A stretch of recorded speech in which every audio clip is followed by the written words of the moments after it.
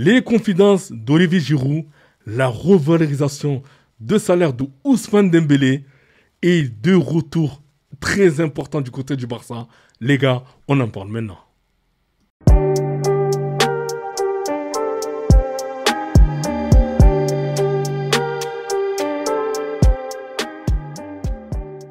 Salut les dribbleurs, j'espère que vous allez bien. C'est parti pour une nouvelle vidéo Info 360.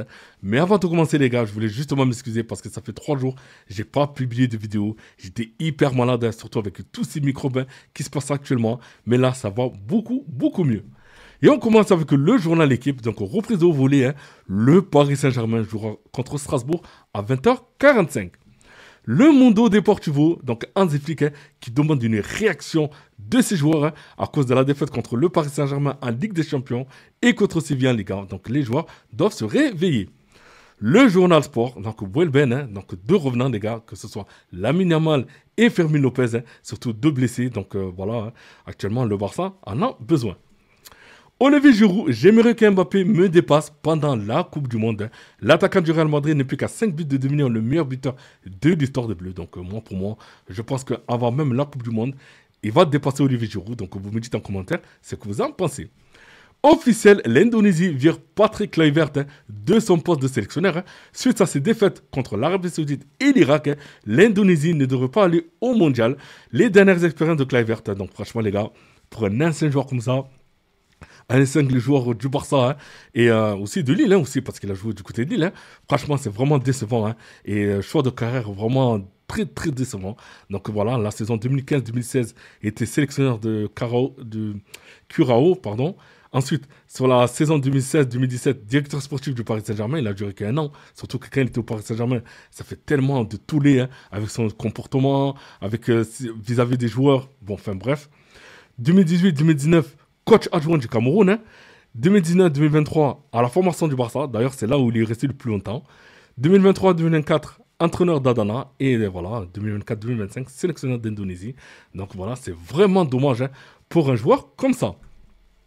Olivier Giroud, à une époque à Chelsea, j'avais été chronométré à plus de 34 km/h. Les plus jeunes qui rêvent encore de percer dans le foot, écoutez Olivier Giroud. Je veux que ma carrière soit un exemple pour les jeunes qui ne sortent pas à 17-18 ans dans le club où ils étaient formés, qui ne s'inquiètent pas parce qu'il y a des chemins différents. Et ça, je suis tout à fait d'accord avec lui. Parce que voilà, même je veux dire, quand on parle de Ribéry, quand on parle de... Enfin, je sais pas, il y a d'autres joueurs, même Mateta récemment. Je veux dire, Mateta, qui aurait pensé qu'il aurait joué en équipe de France? Personne. Donc voilà, c'est vrai que quand il dit ça, c'est vrai que je suis tout à fait d'accord avec lui. Donc à l'époque, en équipe de France, on était plusieurs comme Valbuena, Jaja, donc Jallet, Adil Rami, Franck Ribéry, donc là, c'est ce que je viens de vous dire, et Laurent Coutinho, à être passés par les divisions inférieures avant d'arriver au très haut niveau à l'âge de 23, 24 et 25 ans.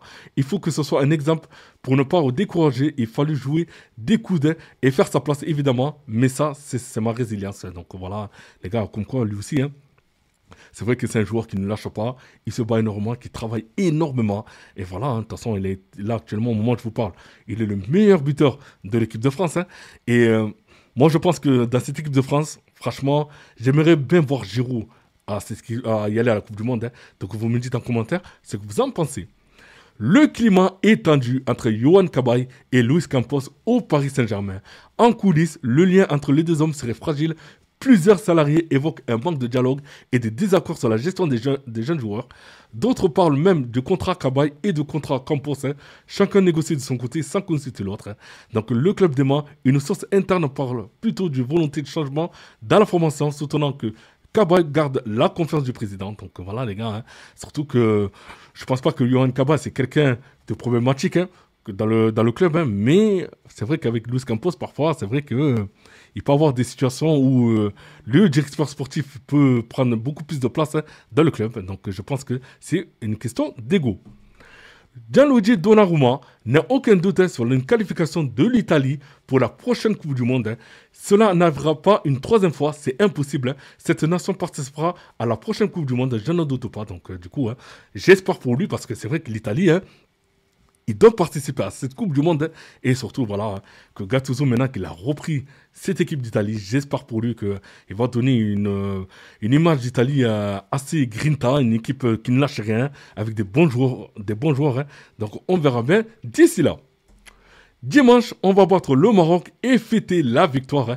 Les Argentins annoncent les hostilités pour la finale de la Coupe du Monde U20 face au Maroc. Donc voilà les gars, ça va être très compliqué parce que c'est vrai que le Maroc aussi, c'est une belle équipe. Beaucoup d'athlètes vivent dans le luxe, ce que j'ai essayé d'éviter, ça m'a toujours effrayé. Gareth Bale raconte sa crainte de faire faillite malgré tout ce qu'il a touché dans sa carrière. On lit des articles sur des athlètes qui mettent fin à leur carrière et finissent par faire faillite. Ils ne savent pas gérer leur argent, ils ne savent pas quoi en faire. J'ai toujours réfléchi à ce que serait ma vie après le football. J'ai eu l'idée dès le départ d'investir mon argent dans plusieurs choses. Si l'une d'elles échouait, je ne perdrai pas tout. En tout cas, je suis tout à fait d'accord avec Gareth Bale. Nasser Khelaifi a exprimé son mécontentement après les départs de plusieurs jeunes cet été, que ce soit Tap et Sangaré. Donc Nasser Khelaifi a demandé à Cabaye de travailler avec Luis Campos sur l'aspect du recrutement, développement et accompagnement des Titi. Problème en interne, certains pointent du doigt le manque de communication entre le groupe pro et le centre de formation. Donc manque de lien, déficit de dialogue, absence de réunion, discussions parfois superficielles ou sans lendemain, ce sont des expressions qui reviennent le plus souvent. Donc exemple, après la défaite contre Marseille, la team manager des pros appelle celui du U23 pour faire monter 4 jeunes, donc Djatou, Djangar, Kafi et Slama. Ce ne sont même pas les deux directions qui sont parlées directement, ni les deux équipes techniques qui ont fait le lien sur une source.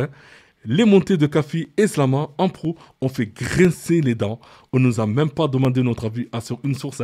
Kafi avait encore des progrès à faire et Cabaye ne voulait pas que Slama monte car il revenait à peine de blessure. Même ses recommandations n'ont pas été entendues. Donc le Paris Saint-Germain démarre et assure que la décision a été prise après un échange entre Cabaye et le groupe pro. Donc voilà les gars. Donc qui dit vrai dans cette histoire, on verra bien d'ici quelques semaines. Un long entretien entre Lamine Yamal, son agent et la direction du Barça qui nourrit les spéculations autour de l'aventure barcelonaise du prodige espagnol. Donc Lamine Yamal et son agent à la rencontre de la direction du Barça. Donc je pense que c'est pour faire une augmentation de salaire ou bien une prolongation de contrat. Surtout que vous le savez, le Paris Saint-Germain veut Lamine Yamal. Donc on verra ce qui va se passer d'ici quelques semaines. Olivier Giroud parle agent. Je me suis toujours dit, si je suis bon sur le terrain, après ça viendra et je pourrai mettre ma famille à l'abri. Après, plus t'en as, plus t'en veux et chacun fait ses choix. J'ai toujours privilégié le projet sportif. Quand je suis meilleur buteur à Tours en Ligue 2 en 2010 et que j'ai des clubs de L1 sur moi, il y a aussi le Celtic, Binesbourg qui me faut 3 fois à 4 fois plus. À Grenoble, j'étais au salaire de la charte pour un premier contrat pro autour de 2500 euros. Quand je pars à Istres, je suis à 7000 euros par mois. Et puis après, à Tours, 10, 12, 15 000 euros sur les 3 ans. Donc comme quoi, à chaque fois qu'il changeait de club, il touchait beaucoup plus. Olivier Giroud ne ferme pas la porte à un retour en équipe de France si besoin, parce que c'est l'équipe de France et parce que c'est un devoir de défendre le maillot de son pays. Il ne faut jamais dire jamais. S'il y a encore une grande hécatombe et que le coach à un moment donné est en galère, il faudra réfléchir et je serai là. Donc, mais c'est vraiment très probable, il faut être sérieux. Officiel, le Maroc affrontera l'Argentine en finale de la Coupe du Monde U20. Donc rendez-vous lundi à 1h du matin les gars, donc un match à ne pas manquer. Il y a 21 ans, jour pour jour, Lionel Messi disputait son premier match avec le FC Barcelone. Le reste appartient à l'histoire. Les gars, je m'arrête là et je vais vous poser une question sérieuse. Quand Messi était au Barça, d'accord, quel match vous a le plus choqué? Donc j'attends vos commentaires. Otto Addo, sélectionneur du Ghana, ferme la porte aux opportunistes qui songeraient à venir pour la Coupe du Monde 2026. Depuis que je suis devenu l'entraîneur de la sélection en 2022 et même à partir de 2021, nous avons déjà approché certains joueurs, ils ont dit non. Maintenant que nous sommes à la Coupe du Monde, ils veulent venir. Ce n'est pas comme ça que ça marche. Le Ghana doit garder sa fierté. Et nous avons une belle unité et je ne veux pas la détruire en faisant venir des joueurs sans engagement. Donc je suis tout à fait d'accord avec l'entraîneur. Noam Kamara, c'est tellement prometteur, donc c'est en 2007 les gars. Donc patte droite, jeu long, jeu court, gestion du duel, intelligence et lecture du jeu. Donc Luis Enrique va nous coûter quelque chose. Donc j'espère que Luis Enrique va nous faire un très grand joueur. Tu peux remonter le temps et éviter les blessures à un seul joueur. Tu sauves qui? Donc vous avez Ronaldo, Neymar, Marco Reus, Abou Dhabi, Yohan Gourcuff et Jacques Wilshere les gars. Donc moi si je remonte le temps les gars, je prendrai beaucoup plus Ronaldo R9. Donc vous me dites en commentaire ce que vous en pensez. L'OL discute avec Rennes pour récupérer Hans Attebauer en joker. Donc le défenseur est emballé à l'idée de rejoindre les Gones. Donc en tout cas, très bonne opportunité de Lyon qui va chercher un défenseur. Frankie de Jong, je suis très heureux et fier de prolonger mon contrat avec le club pour lequel j'ai toujours rêvé de jouer. Il n'a jamais eu de plan B. J'ai hâte de vivre encore de nombreuses années de travail acharné et de succès. Ensemble, viva Barça! Igor Pekchao, reconnaissant envers l'OM, quand le club m'a dit qu'il me voulait même après ma blessure, ça m'a boosté encore plus. Cela prouve la confiance de Meni Benassa, Pablo Longoria et du professeur Roberto De Zerbi. Tous les clubs n'auraient pas agi de la sorte et ça m'a encore plus conforté mon choix que j'allais être heureux ici. Igor Pekchao, à propos du montant de son transfert à l'OM, c'est un honneur pour moi et une motivation supplémentaire pour marquer des buts et aider l'équipe. Une marque de confiance merveilleuse de la part du club et de l'entraîneur. Classer ces versions de Neymar de la plus forte à la moins forte. Donc les gars, vous me dites, moi je pense que la version de Neymar la plus forte, c'est celle du Barça en 2015. Ensuite, je mettrai celle de, comment s'appelle, celle de Santos en deuxième, et après en troisième, celle du Paris Saint-Germain. William Pacho est tout proche de prolonger avec le Paris Saint-Germain jusqu'en 2031. Le défenseur équatorien a déjà reçu une proposition de contrat jusqu'en 2031 et les discussions avancent dans le bon sens. Le Paris Saint-Germain sont désormais enchaînés avec les dossiers Fabien Ruiz, Emailou et Barcola. Officiel, voici les finalistes pour le Golden Boy 2025, les gars. Donc voilà, on a du Poko Barsi, Désiré Doué, Yubsen, Yildiz, on a du Arda Güler, Mastantuno, on a des Estevao, Yoro. Donc voilà, les gars, parmi toute cette liste, vous me dites, pour vous, quel joueur mériterait d'avoir le Golden Boy? André Gomez interrogé sur l'ambiance du Vélodrome. Une meilleure ambiance qu'Anfield et Saint James Park. Oui, j'ai joué dans ces stades, mais le Vélodrome, il faut y être pour comprendre. Personnellement, je pense que le Vélodrome est l'un des meilleurs stades d'Europe dans le top 3. Donc les gars, vous me dites en commentaire si vous êtes d'accord ou pas avec lui. L'UEFA envisagerait de reformer les matchs de qualification. D'ici 2028, l'objectif serait de mettre fin aux matchs ennuyeux entre des grandes nations et des adversaires plus faibles. Donc, franchement, les gars, moi, je l'ai ressenti. C'est vrai que là, heureusement que le championnat recommence. Mais là, pendant la trêve internationale, c'est une galère. Les gars, qu'est-ce qu'on s'ennuie. Le jeu, surtout l'équipe de France, j'ai même pas envie de rentrer dedans parce que sinon, la vidéo va être trop longue.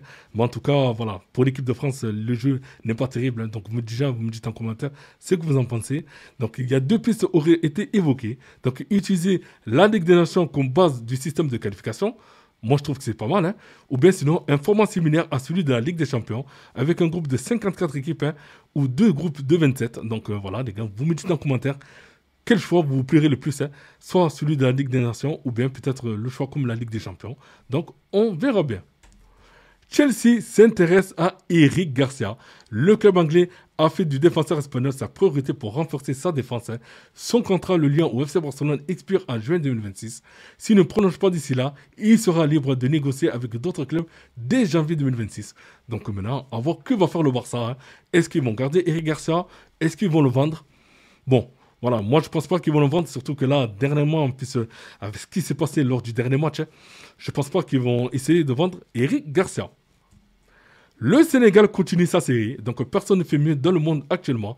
Donc 26 matchs sans défaite. Si nous ne nous qualifions pas pour la Coupe du Monde, je déménagerai et je vivrai loin de l'Italie, très loin. Bon, et bien, M. Gattuso, c'est noté, j'espère pour lui, qu'il va se qualifier avec l'Italie. Le documentaire dédié au sac européen du Paris Saint-Germain est en cours de tournage. Il sortira bientôt sur Netflix. Niveau sponsor, Dembélé, ça donne ça. Donc son seul sponsor est son équipementier Adidas, rejoint il y a 3 ans. Il devrait s'engager avec la marque de mode italienne Zegna, dont il est client de longue date. Des discussions sont en cours avec des fabricants de montres. Il a refusé des projets financièrement alléchants, comme dans l'électroménager. Il souhaite aller uniquement sur des terrains qui lui correspondent sans se travertir. Les prix évoqués lors des négociations ont doublé ou triplé avec son sac, mais restent très loin des tarifs de Ronaldo ou de Messi. Malgré son ballon d'or, Ousmane Dembélé n'a pas déclenché le raz-de-marée de certaines jeunes figures du foot mondial chez les sponsors. La raison, Dembouz a une image assez éloignée des stars du ballon rond. Ousmane est-il un produit marketing? Je ne crois pas que ce soit sa priorité, ni son ADN. Sa communauté sur les réseaux sociaux n'est pas à la hauteur de son talent. Il devrait être à 100 millions de followers, estime Frank Hockmiller, agent d'image de plusieurs internationaux réputés. Donc je suis tout à fait d'accord avec lui. Je pense que ce n'était pas sa priorité d'être un produit marketing. Moi, pour moi, je pense que sa priorité, c'était de jouer au football, D'accord? C'était la priorité. Et aussi, voilà, jouer dans des plus grands clubs. Hein. Et après, voilà, le Ballon d'Or, je pense même le Ballon d'Or, c'était pas quelque chose qu'elle allait chercher en tant que joueur. Hein. Mais c'est venu, c'est le Ballon d'Or est tombé comme ça. Donc voilà, les gars, comme quoi, pour lui, hein, tout tombe à point. Et après, le côté marketing, hein, je pense que pour lui, voilà, ça le passe par-dessus la tête. Meilleur passeur de l'histoire en sélection nationale, pardon, Lionel Messi, hein, 60 passes décisives. Hein. Meilleur buteur de l'histoire en sélection nationale, Cristiano Ronaldo, avec 143 buts. Hein. Quelle chance qu'on a eu d'être né dans la même ère que ces deux monstres. Hein. Donc, vraiment rien à dire. Hein. C'est vrai qu'en plus, on a connu Lionel Messi Prime. On a aussi connu le Cristiano Ronaldo Prime. Hein. Donc, en tout cas, je suis tellement très heureux hein, d'avoir découvert ces deux joueurs. J'espère plus tard hein, qu'il y aura deux monstres aussi qui vont sortir. Bon, on verra bien. Il y en a certains qui me disent Lamine Yamal. On verra. Hein.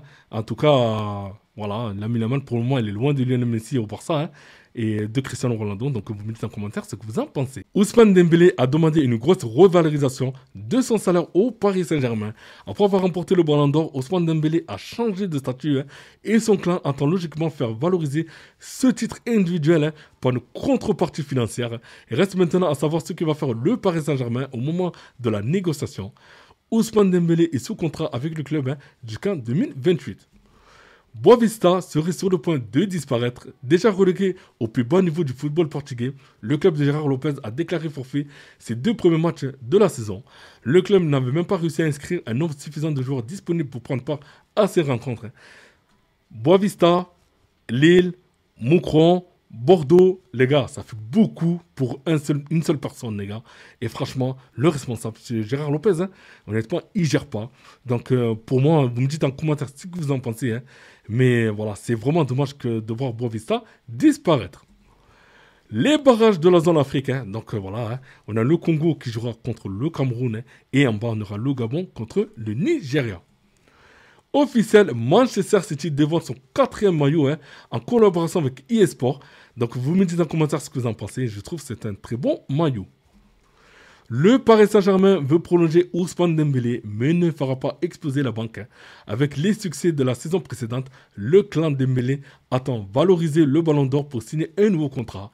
Un salaire à 30 millions d'euros par an comme Neymar ou Messi. Non, le Paris Saint-Germain ne veut pas retomber dans cette travers et compte bien respecter le PFP. Donc voilà les gars. Hein. Donc le Ballon d'Or à la suite d'un travail collectif pour la direction parisienne. Et même si le contrat actuel de Dembouz ne reflète pas son statut, Paris ne fera pas sauter la banque. En tout cas, ils ont complètement raison. Hein. C'est pas parce qu'il a reçu le Ballon d'Or maintenant que le Paris Saint-Germain doit faire exploser la banque. Hein. Il doit faire très attention au fair play financier. Record, Lionel Messi est devenu cette nuit le meilleur passeur décisif de l'histoire des sélections. Donc il a 60 passes décisives. La LFP réclame la codiffusion des espoirs après que Zach Lanier a acquis les droits. Philippe Diallo, président de la FFF, a indiqué que le contrat avec le créateur de contenu n'était pas encore signé et qu'il allait voir ce qu'il était possible de faire. Hein. Des discussions doivent avoir lieu dans les prochains jours. Lorsqu'on écoute Pep Guardiola, on est enchanté. Jojo Donnarumma est sous le charme de son nouvel entraîneur. Je l'avais imaginé ainsi, mais la réalité est encore plus belle que je l'imaginais. Olivier Giroud est tellement respecté maintenant en France. Hein. Je suis le plus heureux de pouvoir être applaudi à Lens dans un derby. C'est peut-être inédit pour un Lillois. C'est génial. Lamine Yamal ne devrait pas démarrer face au Paris Saint-Germain en Ligue des Champions pour un retard à l'entraînement. Les dirigeants du Barça auraient fait pression sur Hansi Flick pour faire jouer l'Espagnol. L'Allemand est contrarié et inquiet par la pression exercée à haut lieu, notamment de la part de Deco, à ce sujet et craint que son cadre strict imposé à son effectif soit fragilisé. Le coach a même demandé après cet épisode un respect total de son autorité au conseil d'administration.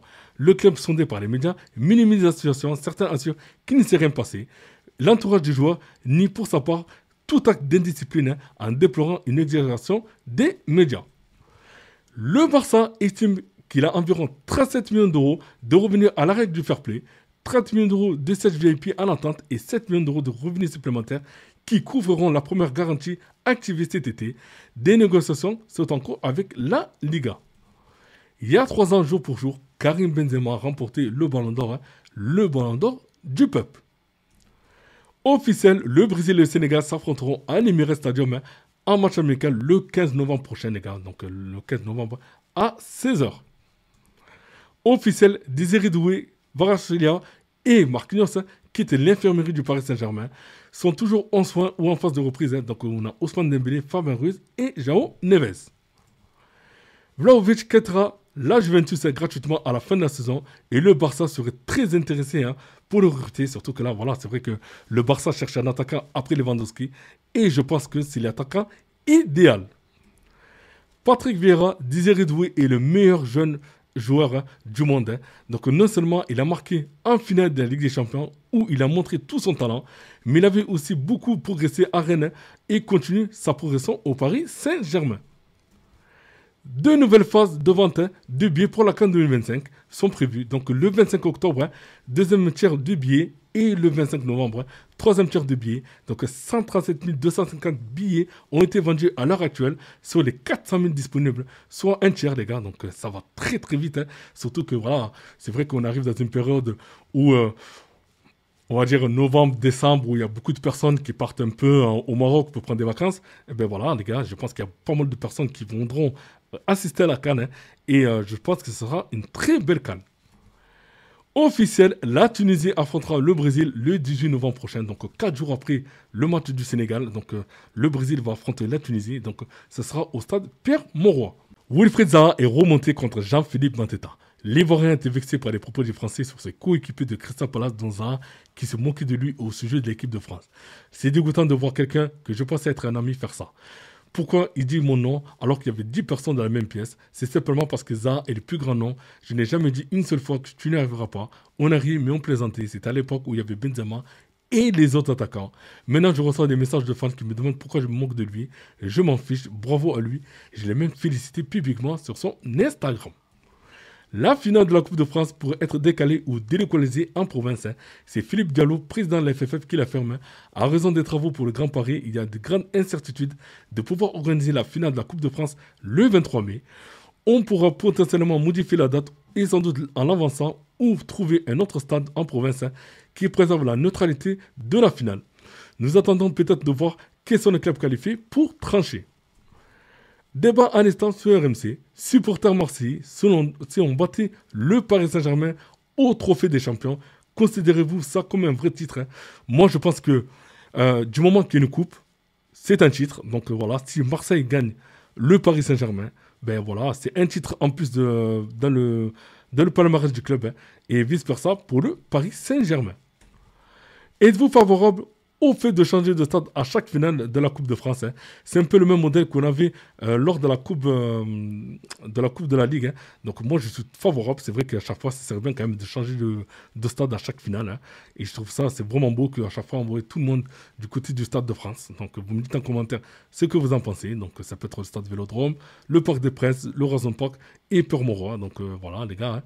Et après, il y a aussi d'autres stades, donc vous me dites en commentaire ce que vous en pensez. Ça a chauffé entre Nicolas de Taverneau et Olivier Létang. Hier matin, lors du conseil d'administration de la LFP, le patron de Lille a demandé plus de transparence au patron de la LFP Média sur la situation de Ligue 1+.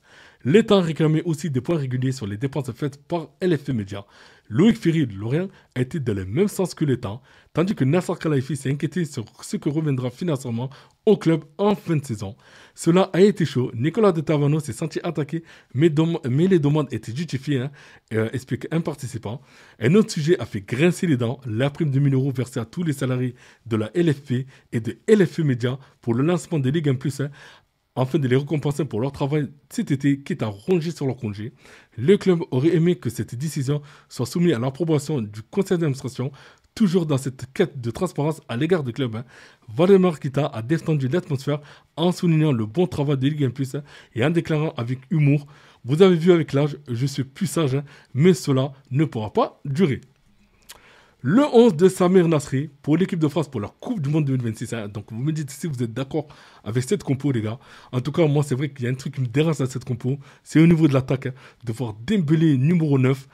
C'est dommage, mais voilà, j'aimerais bien voir un autre type de joueur, un vrai numéro 9, mais pas Ousmane Dembélé. Jérôme Roten sur le statut de Michael Olise chez les Bleus. Didier Deschamps en a fait très vite son maillot fort. Les Mbappé, Griezmann et compagnie sont allés chercher leur statut de titulaire en bleu. Lui donner les clés du camion, je trouve ça prématuré. Le top 10 des joueurs les mieux payés au monde en 2025. Donc voilà, premier Cristiano Ronaldo avec 239 millions d'euros. Derrière, on a Lionel Messi avec 111. Benzema 89, Kylian Mbappé 81. Erling Haaland 68. On a Vini à 51. Mohamed Salah 47. Sadio Mane 46. On a Jude Bellingham 38. Et Lamine Yamal à 37. Adrien Rabiot va manquer plusieurs semaines. Et peut-être le rassemblement de novembre. Donc le Milanais est touché au mollet. Ousmane est un joueur hors norme. Xavi part de la saison 2024-2025 d'Ousmane Dembélé. Il est parti à Paris et là-bas, il a complètement explosé. Il est heureux, il se sent la star de l'équipe du projet. Ils ont remporté la Ligue des Champions où il a brillé avec beaucoup de buts et de passes décisives. Il a fait la différence. C'est un joueur exceptionnel et le Ballon d'Or est plus que mérité. Kangli est élu meilleur joueur international asiatique de l'année 2025, les gars. En tout cas, félicitations à lui. Yanis Benchaouch ne jouera pas la finale de la Coupe du Monde U20 avec le Maroc. Le gardien de Monaco souffre d'une lésion au quadriceps. Et pour terminer, les gars, donc Danilo Pereira, ex-joueur du Paris Saint-Germain, j'aimerais rejouer un classique contre l'OM. C'est toujours spécial, c'est une ambiance incroyable. Des matchs comme ça produit beaucoup d'émotions et de sensations. Celui qui m'a le plus marqué et que j'aimerais revivre, c'est notre victoire 2-0 à 10 contre 11 au Vélodrome le 31 mars 2024. Beraldo a été expulsé en première mi-temps et ça avait été difficile de jouer dans ces conditions, mais nous avons fait le taf. Voilà les gars, c'est terminé pour moi. Donc n'oubliez pas de commenter, liker aussi, de vous abonner et mettez un pouce bleu aussi, ça m'aide aussi pour le référencement. Pour ceux qui sont abonnés, vous pouvez mettre la petite cloche quand vous allez recevoir une vidéo comme ça, vous êtes automatiquement averti. Et pour ceux qui ne sont pas abonnés, donc vous pouvez passer, c'est gratuit les gars. Donc voilà, ça m'aide aussi pour monter sur YouTube. Donc voilà les gars, je vous dis à tout à l'heure pour une prochaine vidéo. Bye bye.